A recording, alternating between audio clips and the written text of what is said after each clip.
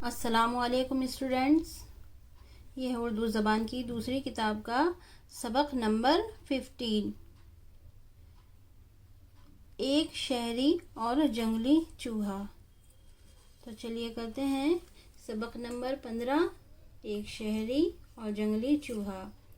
ایک چوہا شہر کے اندر کسی امیر کے گھر میں رہتا تھا۔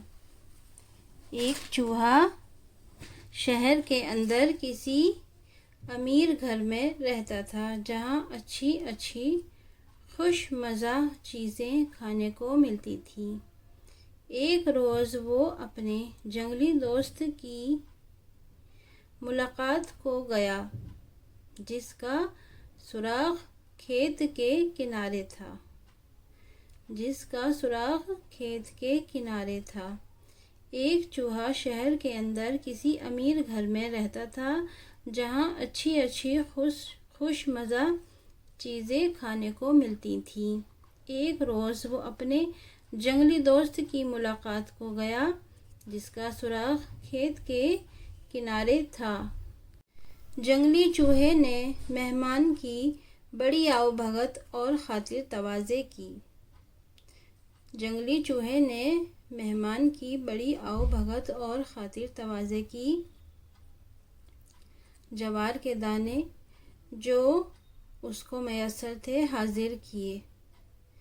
شہر کے چٹورے چوہے نے میزبان کے خاطر سے کچھ کھایا تو سہی، پر یہ روکھی سوکھی غذا اس کو کیوں بھانے لگی۔ جنگلی چوہے نے مہمان کی بڑی آؤ بھگت اور خاطر تواضع کی۔ جوار کے دانے جو اس کو میسر تھے حاضر کیے۔ شہر کے چٹورے چوہے نے میزبان کی خاطر سے کچھ کھایا تو سہی، پر یہ روکھی سوکھی غذا اس کو کیوں بھانے لگی۔ شہری تھا بڑا تمیزدار، پہلے تو ادھر ادھر کی باتیں کرتا رہا، فصل اور موسم کا حال پوچھا۔ شہری تھا بڑا تمیزدار، پہلے تو ادھر ادھر کی باتیں کرتا رہا، فصل اور موسم کا حال پوچھا، اس کے گزارے کی صورت دریافت کی، پھر بولا بھائی تم کیسے ویران جنگل میں زندگی بسر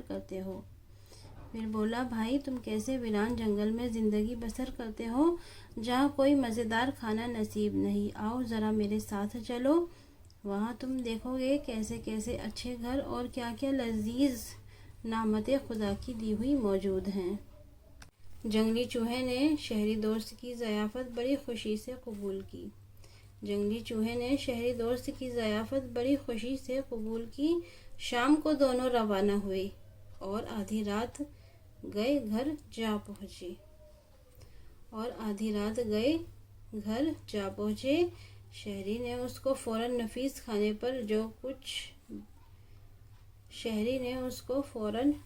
کھانے پر جو گھر والوں کا بچا کھچا رکھا تھا جا بٹھایا۔ چوہے ابھی یوں ہی سا کھانے پائے تھے کہ بلی کی خوفناک آواز کان میں آئی،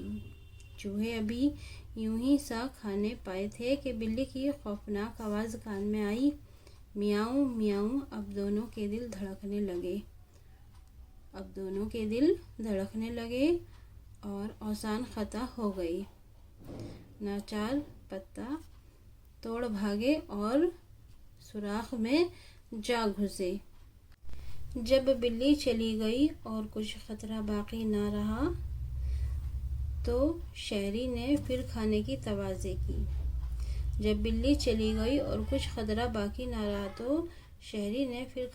تواضع کی، مگر جنگلی دوست نے بہت ہی منت سے واپسی کی اجازت چاہی اور یوں کہتا ہوا چل دیا، یارو اگر تمہارے شہر میں گزارے کا یہی وتیرہ ہے تو تمہیں مبارک رہے، مجھ کو وہی اپنا بے وقوف گھر اور سادی غذا کافی ہے۔ نظم از مؤلف۔ ملے خشک روٹی جو آزاد رہ کر تو وہ خوف و ذلت کے حلوے سے بہتر، تو وہ خوف و ذلت کے حلوے سے بہتر جو ٹوٹی ہوئی جھوپڑی بے ضرر ہو، بھلی اس محل سے جہاں کچھ خطر ہو۔ یہ الفاظ معنی ہیں: تواضع، عاجزی یا بغت، خطرہ، خوف یا ڈر، ضیافت یعنی کہ مہمانی، اور میزبان یعنی کہ مہمانی کرنے والا۔ لذیذ، مزیدار، لذیذ، مزیدار، خوفناک، ڈراؤنی،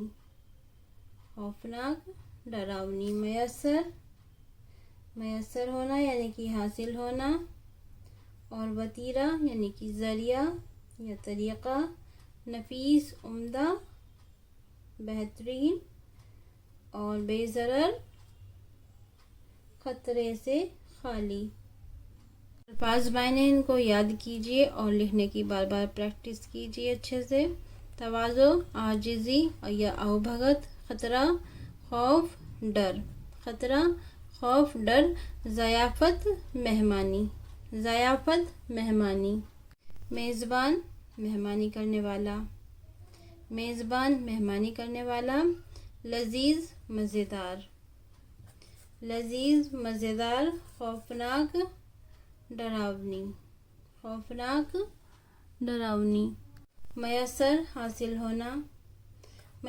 حاصل ہونا، وتیرہ، ذریعہ یا طریقہ، نفیس، عمدہ یا بہترین، بے ضرر، خطرہ سے خالی۔ امید کرتی ہوں آپ کو یہ لیسن اچھے سے سمجھ میں آیا ہوگا۔ ملتے ہیں انشاءاللہ نیکسٹ ویڈیو میں۔ السلام علیکم۔